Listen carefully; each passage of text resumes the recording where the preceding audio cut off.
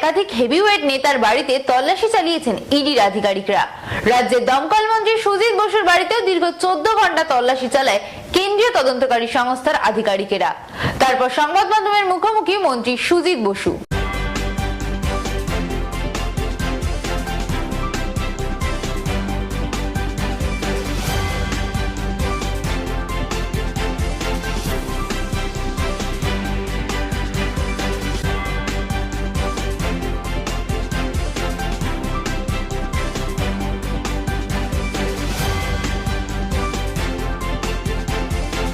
ঘটনার সঙ্গে আমি কোনো যুক্ত না, যে ঘটনার সঙ্গে আমার কোনো যোগাযোগ নেই, সেই ঘটনায় নাকি কোর্ট মারফত একটা এনকোয়ারি হচ্ছে, যে পৌরসভায় যে সমস্ত লোক নিয়োগ হয়েছে সেখানে নাকি আর্থিক তছরূপ যেটা হয়েছে তার সঙ্গে নাকি আমাদের যোগাযোগ আছে, সেই জন্য এনকোয়ারি করছে। আমি বলি এনকোয়ারি করুন। আমি আজকে সবার সামনে, প্রেসের সামনে দাঁড়িয়ে বলছি একটা কথা আপনারা মনে রাখবেন, যদি কোনো কর্মক্ষেত্রে, কাজের ক্ষেত্রে কেউ 1 পয়সা সুজিত বোসকে দিয়ে থাকেন, সুজিত বোস আজকেই রেজিগনেশন মুখ্যমন্ত্রীর কাছে পাঠিয়ে দেবে। তার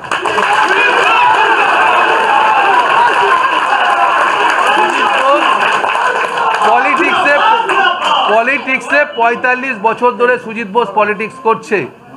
45 বছর রাজনীতিতে সুজিত বোস 10 বার ইলেক্টেড হয়েছে, 6 বার কাউন্সিলর, 4 বার সুজিত বোস বিধায়ক হয়েছে এবং 1 বার পার্লামেন্ট সুজিত বোস লড়েছে।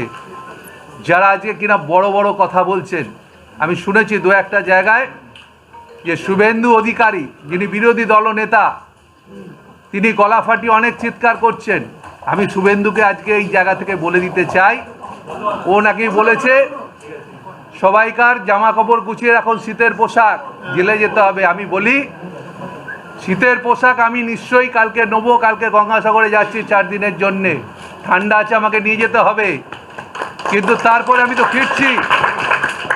আমি বলে দিতে চাই, ওই বিরোধী নেতা সবাইকে চোর বলছো, নিজের আয়নায় নিজের মুখটা দেখুক।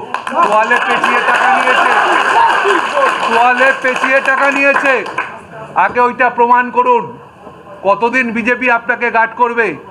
আমি ইডি সিবিআই অফিসারদের কখনো দোষ দিই না, ইনকাম ট্যাক্সকে দোষ দিই না, কারণ অফিসাররা তাদেরকে ওপর থেকে, এই যে শুভেন্দু অধিকারী রোজ বলে দিচ্ছেন, আর একজন, আমি ওকে বলবো, ওকে তো রাজনীতির কোনো লোকই মনে করি না, বলছে সুজিত বোস নাকি রোল বিক্রি করতে। হ্যাঁ, রোল বিক্রি করতাম, গর্বের সাথে বিক্রি করতাম, কিন্তু কারোর পকেট কাটতাম না, কারোর চুরি করতাম না।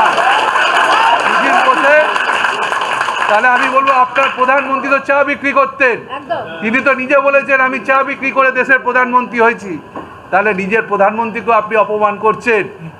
এইসব গারলগুলো বিজেপিতে যতদিন থাকবে, বিজেপিটা কোনোদিন বাংলায় তারা দাঁড়াতে পারবে না। তার কারণ বাংলার মানুষ এই নেতাদের পছন্দ করে না। আমি বিজেপির সব লোক খারাপ কখনো বলবো না, কিন্তু এই যে লোকগুলো আছে, সামনে নির্বাচন আছে, আমি জোর গলায় বলে দিতে পারি, এই 2 জন যারা পাঁঠার মতো চিৎকার করে সকাল থেকে রাত্রি অবধি, ঘ্যাগা করে, আজকে দিদিকে চোর বলছে, সুজিত বোসকে চোর বলছে। ও নিজের আয়নাটা, নিজের মুখটা দেখুক, কোথায় ও মানুষের কাছে গেছে। তাই আমি বলি, এর জবাব আমরা রাজনৈতিকভাবেই দেবো। আমি কাউকে বলিনি যে কেউ মারামারি করো, কেউ ইডির লোককে অসম্মান করো, কেউ সিআরপিএফকে ধাক্কা দাও, কাউকে বলিনি। আমরা বলেছি শান্ত সবাইকে থাকতে।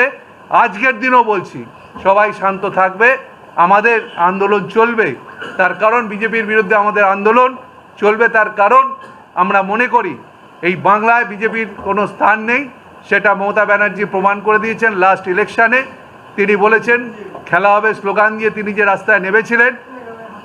সরকার গড়ার ক্ষেত্রে 213টা আসন দিয়ে আমাদের রাজ্যের মানুষ জয়ী করেছেন। আর মমতা ব্যানার্জি হচ্ছে ডেভেলপমেন্টের লোক। তুমি মমতা ব্যানার্জিকে চোর বলছো, তুমি তো ওইখান থেকেই তুমি বড় হয়েছো, ওখান থেকেই তো সমস্ত সুযোগ সুবিধা নিয়েছো। আর তোমার কেলেঙ্কারি বেরোবে একদিন, তুমি ভেবো না ঈশ্বর তোমাকে ক্ষমা করবে না। তার কারণ নিচে পার পেতে পারো, ওপরে কেউ পার পাবে না। তার কারণ তুমি মানুষের যেভাবে মানুষের বিরুদ্ধে তুমি করছো। তোমার পরিবার, আমি কারোর পরিবার ধরে বলি না, ও পরিবার তুলে কথা বলছে, আমি বলি তোমার পরিবারটাকে তুমি নিজে ভালো করে দেখো। আর কি সুযোগ সুবিধে তোমার দরকার ছিল আর কি সুযোগ সুবিধা তোমার আছে? নেই, তোমার সব কিছু তুমি নিয়েছো। এখন ওই দলেও গিয়ে তুমি বড় বড় মাতব্বরি কথা বলছো। কোনোদিন ওই দলে তোমাকে কোনো প্রতিষ্ঠিত তুমি হতে পারবে না, কারণ তোমার মতো চোরকে বিজেপি কোনোদিন কোনো জায়গায় স্থান দেবে না। ও দিয়েছে ঘেউ ঘেউ করবার জন্য দিয়েছে, আর ঘেউ ঘেউ করো। সামনে লোকসভা নির্বাচনে বাংলায় দেখি প্রত্যেকটা জায়গায়, আমি আজকে ঘোষণা করলাম, দিদি যেভাবে বলবে বাংলার মানুষকে আমরা সেইভাবে বাংলার মানুষের কাছে পৌঁছাবো। ইডি, সিবিআই, ইনকাম ট্যাক্স, এই সমস্ত এজেন্সি দিয়ে যদি মনে করে যারা কর্মী তাদের বাড়ি বাড়ি গিয়ে এইভাবে আজকে একটা ভালো দিন, স্বামীজির জন্মদিন, ওদের জন্য আজকে স্বামীজির জন্মদিন আমি কোনো প্রোগ্রাম সকালে পারিনি। এখন বেরিয়ে আমার বাড়ির কালীমাকে পুজো করে নমস্কার করে ঠাকুর রামকৃষ্ণ পরমহংসদেব এবং মা শারদাকে নমস্কার করে আমি স্বামীজির এখানে আজকে এখনই মালা দিলাম।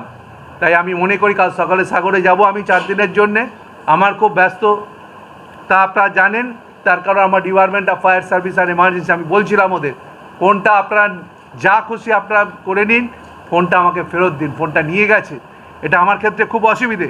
তা সত্ত্বেও আমি বলছি কোনো প্রতিবন্ধকতা আমাদেরকে আটকাতে পারবে না। তার কারণ আমরা মনে করি আমরা ঠিক পথে আছি, আর আমরা ঠিক পথে আছি, আমরা মানুষের সাথে আছি।